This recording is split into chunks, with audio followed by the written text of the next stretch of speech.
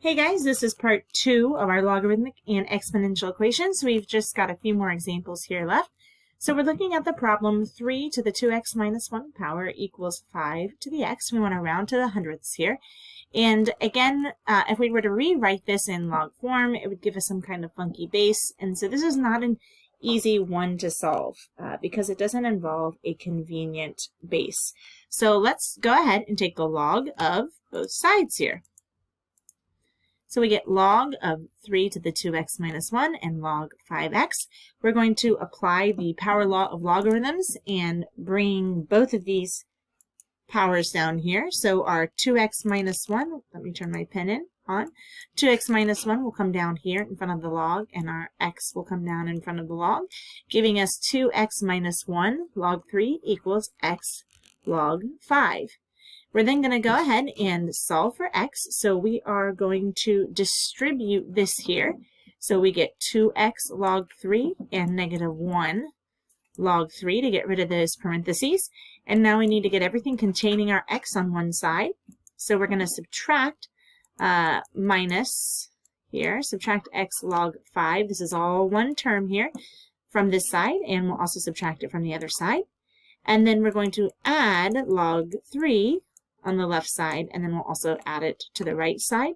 And by doing that, what we get is 2x log 3, so this term here, our negative x log 5 here, and that's all going to be equal to our log 3.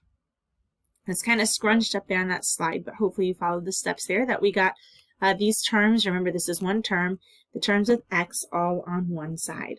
Right? Once we have the terms with x all on one side, we can look at the left-hand side and go, well, what do these have in common? And just catch up here. There we go. So we will factor out that x, which leaves us with 2 log 3 minus log 5 equals log 3. We need to get the x by itself, and right now the x is being multiplied by this thing in parentheses, so we need to divide by that thing in parentheses, if you will. And so we're going to divide both sides by this 2 log 3 minus log 5. Now notice that here it's written as log 9, because if we were to put that 2 log 3, put that power right back up there, kind of reverse the power law, we get log 3 squared, which is the same thing as log 9. So we're going to take log 3 divided by log 9 minus log 5. We can simplify that in our calculators, and we get approximately 1.87. All right, I told you I just had a couple of minutes here to finish up. So today we did these things. We solved exponential equations that can be written with a single base and log equations that can be written as a single log. And we reviewed a couple of shortcuts or a couple of tips. First, if we could write the equation so that the log appears on only one side, we want to do that. Then we can use the definition of logarithms to rewrite it as an exponent and solve.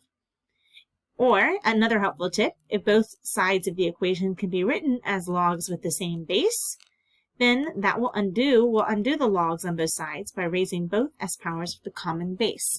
So if both of them can be written with, base 5 equals log, let's say that, okay, by raising both or making them both exponents with this common base, exponents and logs undo each other, and so what we would be left with is just the arguments, x and equal to 25. So that was another helpful tip that we looked at. We also looked at the fact that most exponential equations do not involve convenient bases like base 10 or base e, logs and natural logs.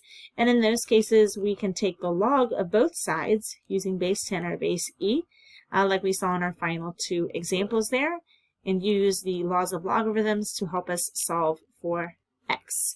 So we will practice many of these together in class to hopefully clarify any questions that you have. If you have specific questions, be sure you write those down and ask me next class.